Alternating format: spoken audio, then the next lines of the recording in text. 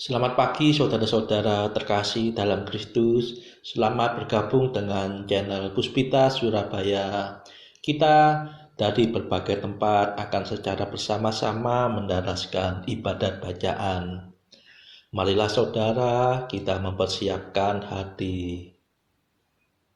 Ibadat bacaan hari Selasa 16 September 2025, Pekan Biasa ke-24, Ofisi Pekan keempat, Peringatan Wajib Santo Cornelius Paus dan Santo Siprianus, Uskup dan Martir. Pembukaan. Ya Tuhan, sudilah membuka hatiku, supaya mulutku mewartakan pujian-Mu. Mazmur 94. Hendaknya kamu saling menasehati selama masih dapat dikatakan hari ini. Marilah menyembah Tuhan, Raja para martir. Marilah kita bernyanyi bagi Tuhan, bersorak-sorai bagi penyelamat kita, menghadap wajahnya dengan lagu syukur, menghormatinya dengan pujian. Marilah menyembah Tuhan, Raja para martir. Tuhanlah Allah yang agung, merajai segala dewa. Dasar bumi terletak di tangannya, puncak gunung pun miliknya. Miliknya lah laut, Dia membuatnya. Daratan pun buatan tangannya.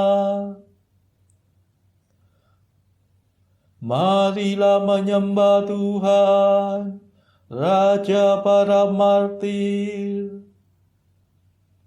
Mari bersujud dan menyembah, berlutut di hadapan Tuhan Pencipta kita. Dialah Allah kita, kita umat-Nya. Dialah gembala kita, kita kawanannya. Marilah menyembah Tuhan, Raja para martir. Hari ini dengarkanlah suaranya. Jangan bertegar hati seperti di Meriba, seperti di masa di padang gurun. Ketika leluhurmu mencobai aku, walau menyaksikan karyaku yang agung. Marilah menyembah Tuhan, Raja para martir. 40 tahun aku muakkan mereka itu. Maka aku berkata, umat ini tersesat hatinya. Mereka tidak mengerti maksud bimbinganku. Sebab itu aku bersumpah dalam murkaku. Mereka takkan beristirahat bersama aku. Marilah menyembah Tuhan, Raja para martir. Kemuliaan kepada Bapa dan Putera dan Roh Kudus, seperti pada permulaan, sekarang, selalu, dan sepanjang segala abad. Amin. Marilah menyembah Tuhan, Raja para martir. Madah. Marilah kita bernyanyi dengan gembira memuji kejayaan para kudus yang dibunuh demi Kristus.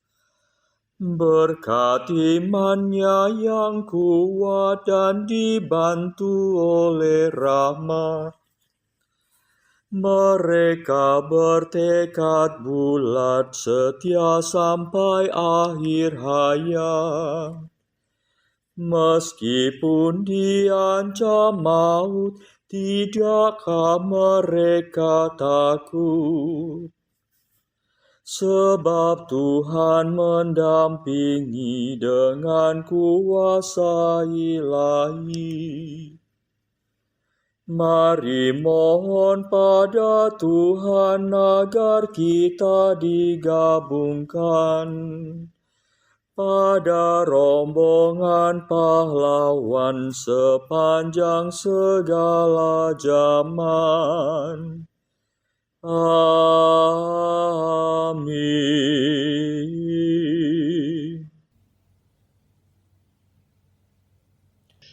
Pendarasan Mazmur.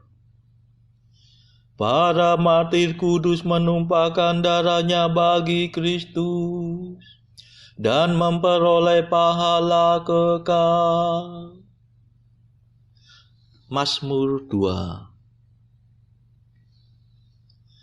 Mengapa bangsa-bangsa bergelora? Mengapa suku-suku mengerahkan pasukannya? Para raja bumi bersiap-siap.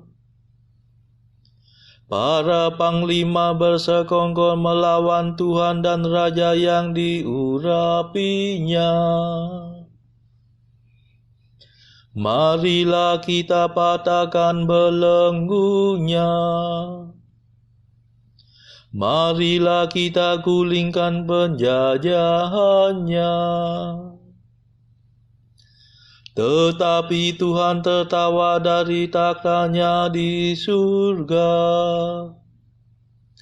Tuhan mengolok-olok mereka. Dalam amarahnya Tuhan menghalau para perwira mereka. Dan dalam murkanya Ia mengacau balaukan mereka. Tetapi aku telah diurapi menjadi rajanya. Di Sion gunungnya yang kudus.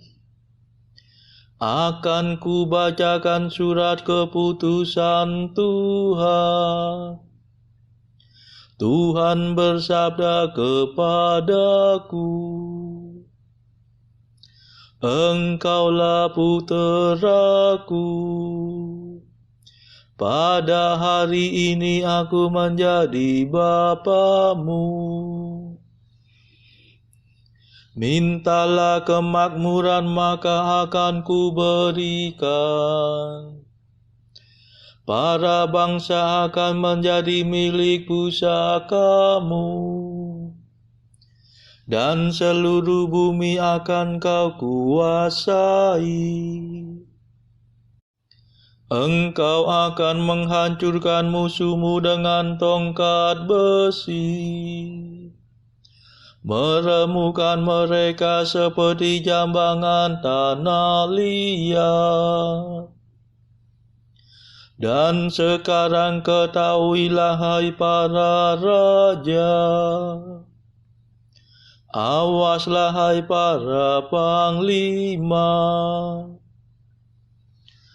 Beribadatlah kepada Tuhan dengan takwa. Berbaktilah kepadanya dengan gentar. Jangan sampai Tuhan menjadi marah dan kamu binasa. Sebab mudah sekali amarahnya menyala. Berbahagialah semua orang yang berlindung pada Tuhan. Kemuliaan kepada Bapa dan Putera dan Roh Kudus, seperti pada permulaan, sekarang, selalu, dan sepanjang segala abad. Amin. Para martir kudus menumpahkan darahnya bagi Kristus dan memperoleh pahala kekal.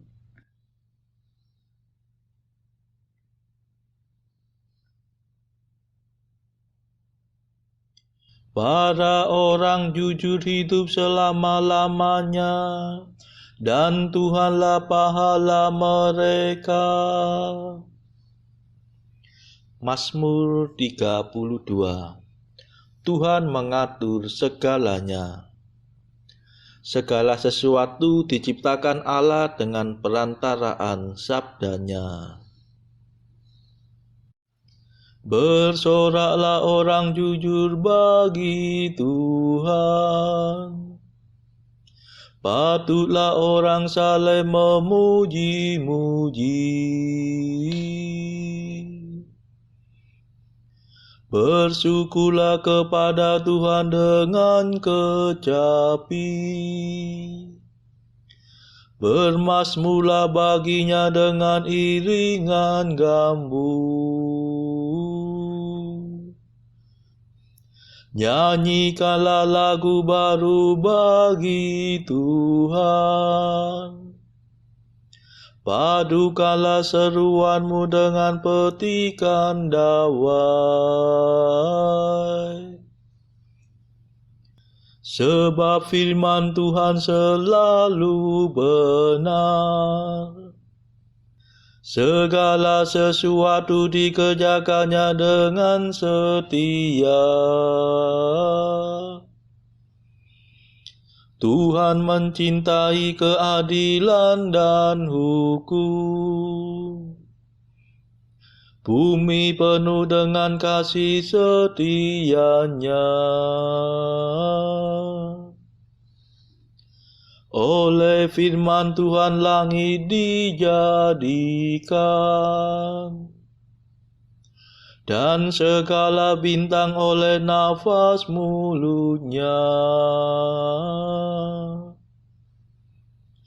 Bagaikan dalam kantung air laut dikumpulkannya,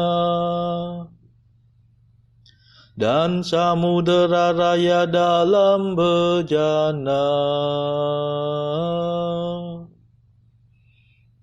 Hendaknya segenap bumi takut akan Tuhan.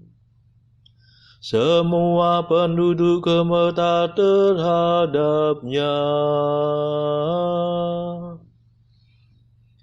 Sebab Tuhan berfirman, maka semua terjadi.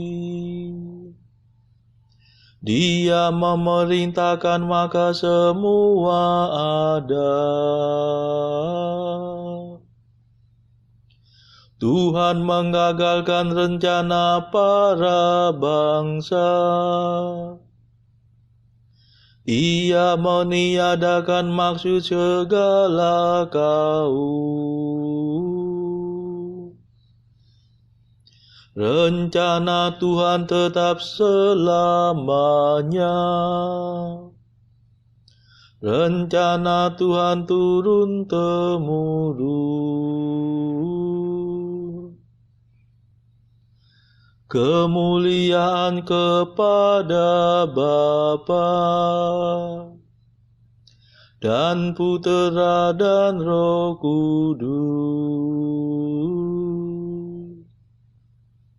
seperti pada permulaan, sekarang, selalu, dan sepanjang segala abad. Amin.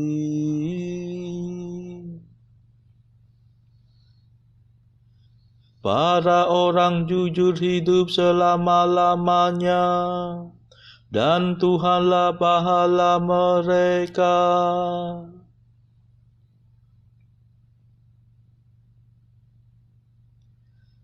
Hai para kudusku, kamu telah berjuang di dunia, kamu akan kuberi ganjaran bagi jerih payahmu.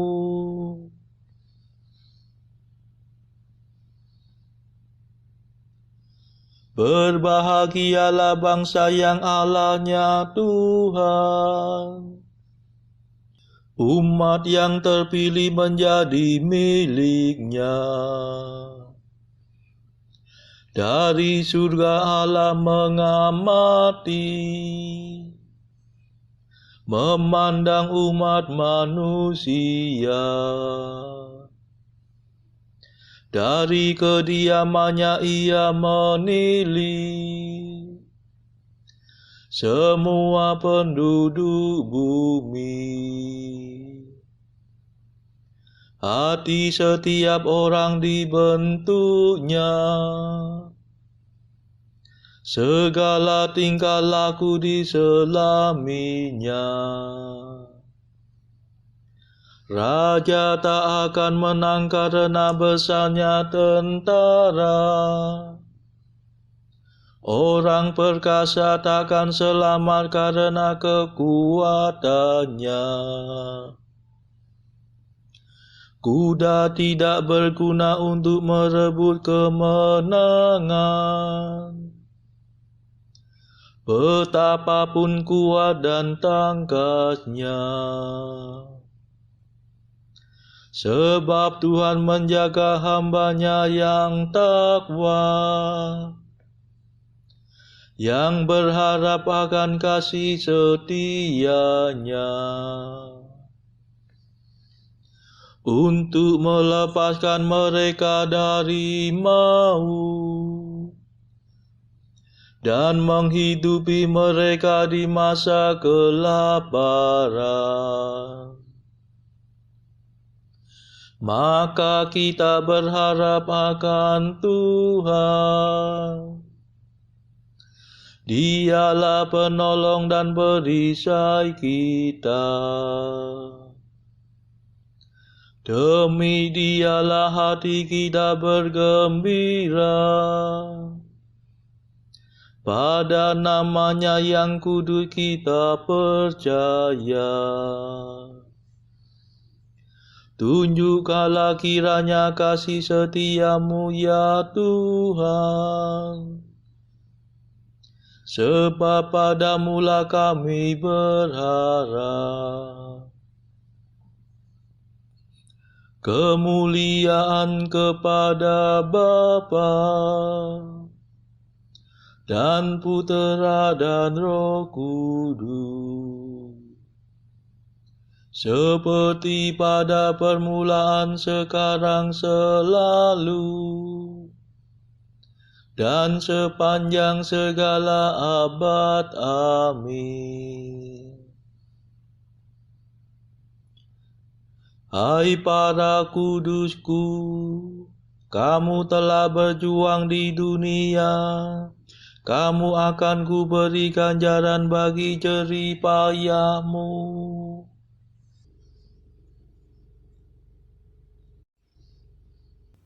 Bacaan dari kitab Nabi Hosea bab 10 ayat 1-15. Israel adalah pohon anggur yang riap tumbuhnya, yang menghasilkan buah. Makin banyak buahnya, makin banyak dibuatnya mezbah-mezbah. Makin baik tanahnya, makin baik dibuatnya tugu-tugu berhala. Hati mereka licik. Sekarang mereka harus menanggung akibat kesalahannya. Dia akan menghancurkan mezbah-mezbah mereka, akan meruntuhkan tugu-tugu berhala mereka.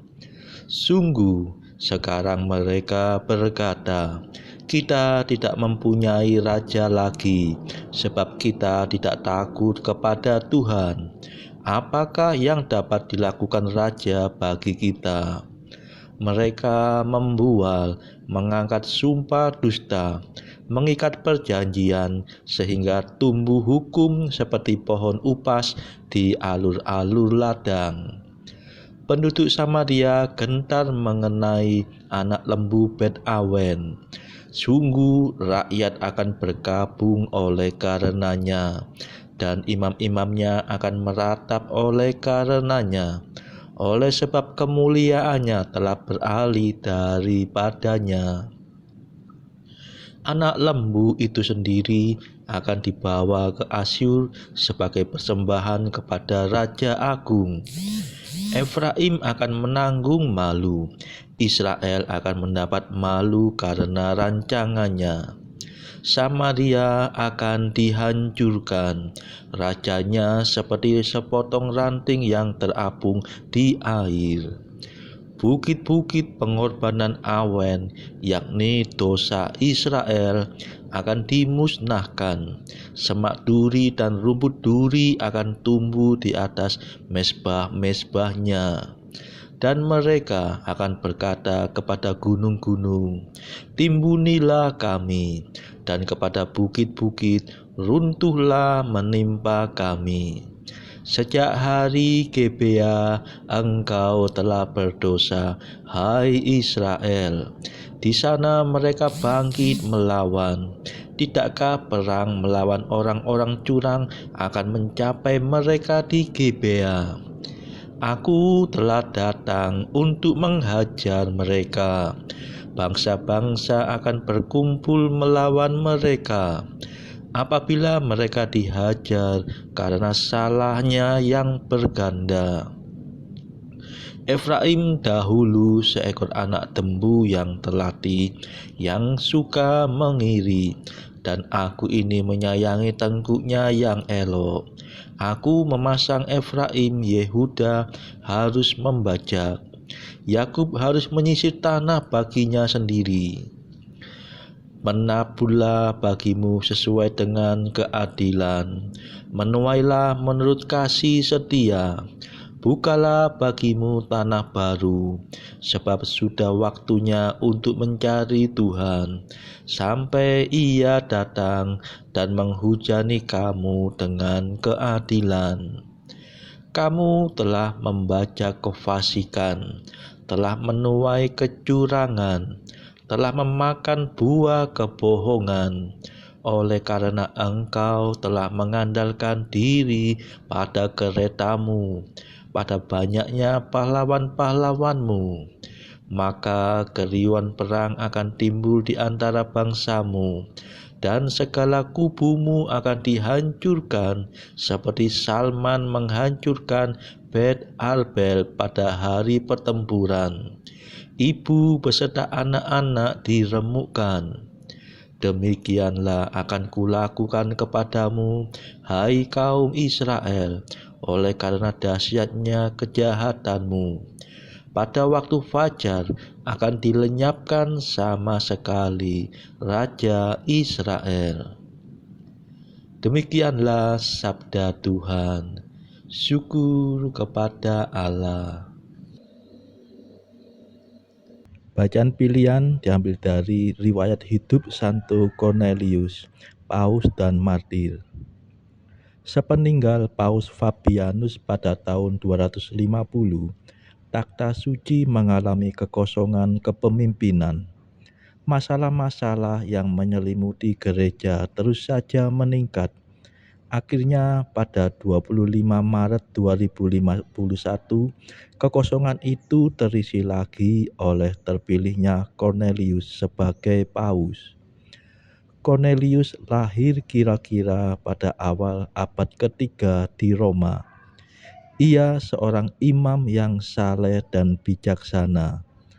Namun keterpilihannya sebagai paus tidak menyelesaikan semua masalah yang melanda gereja.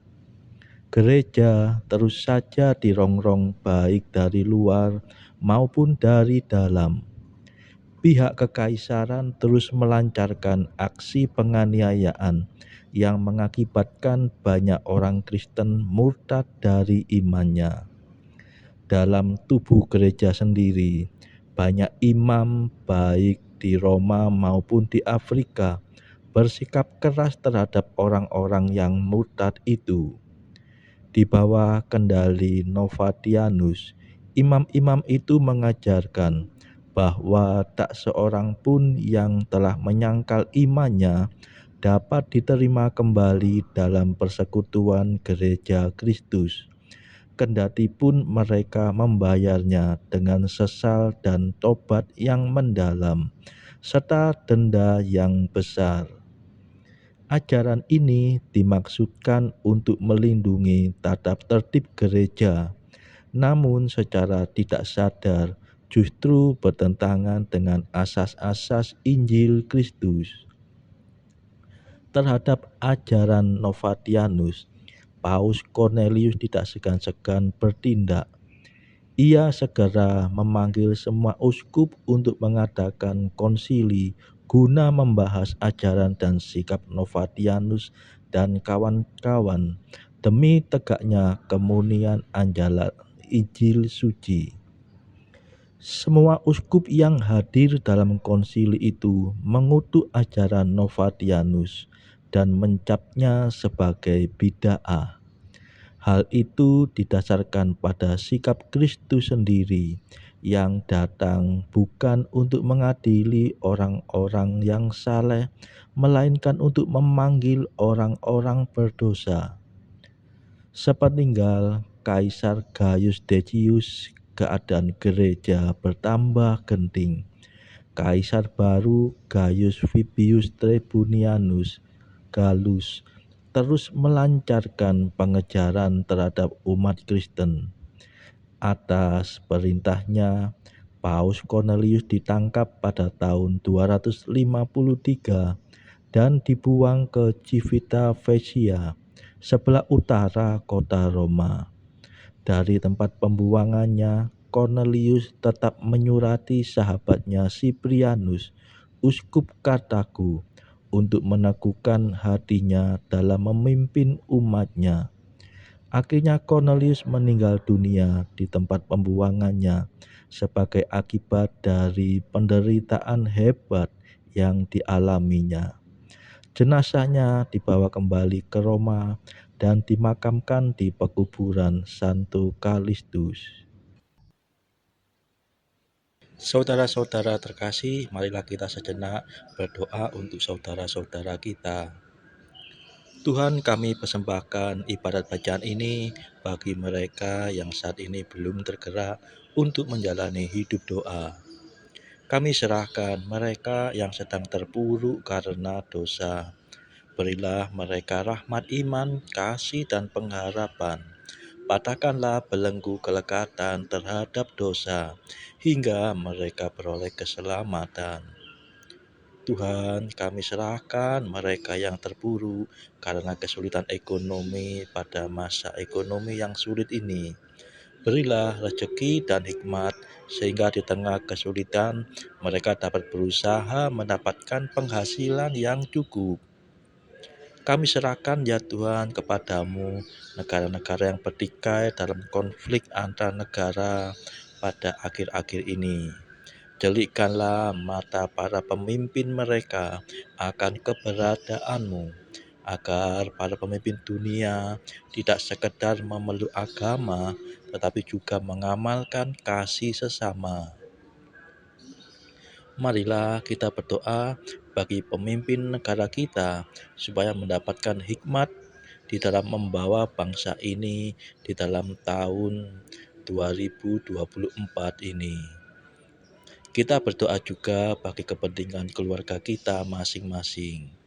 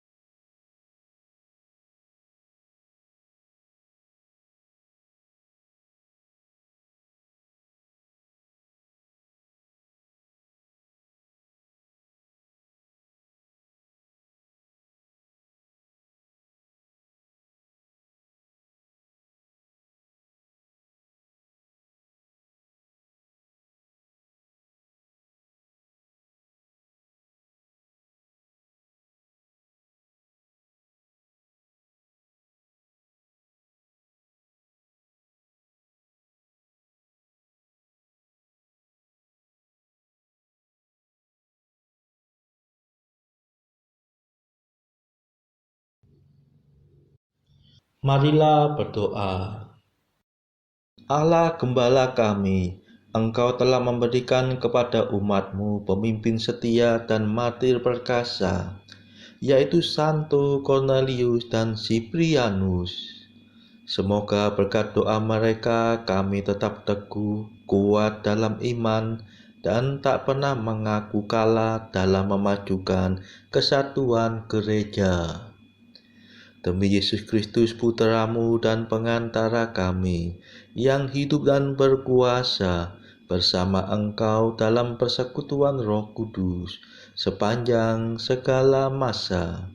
Amin. Marilah memuji Tuhan. Syukur kepada Allah. Saudara-saudara terkasih, terima kasih sudah bergabung bersama kami di channel Puspita Surabaya, sehingga kita dari berbagai tempat bisa mendaraskan ibadat bacaan secara bersama-sama. Marilah kita bertemu lagi pada ibadat bacaan esok hari. Semoga Tuhan memberkati kita semua.